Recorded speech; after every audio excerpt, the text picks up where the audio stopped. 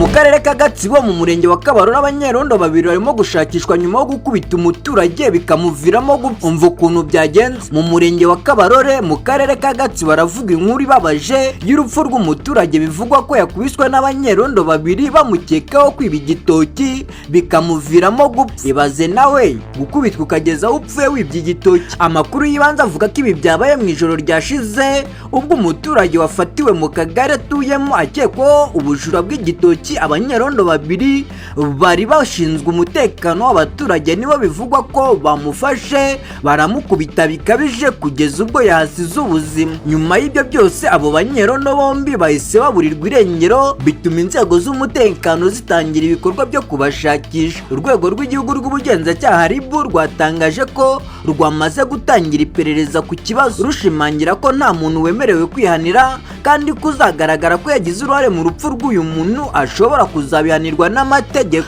Yasabye abaturage gutanga amakuru yose yakifashishwa mu iperereza, by'umwihariko ayafasha kumenya aho abo banyerondo baherereye. Inasaba abaturage kwirinda ibikorwa byo kwihanira kuko birangira bibangamiye amategeko n'uburenganzira bwa muntu. Iki gikorwa cyongeye gukangurira abashinzwe umutekano w'abaturage gukora inshingano zabo birinda ihohotera iryo ari ryo ryose. Njye mvaga ni Damu, iyi ni Rwanda News. Ngaho kora subscribe, kuri like, share, comment kugira ngo tujye dukomeza kubana mu makuru mashya kandi agezweho.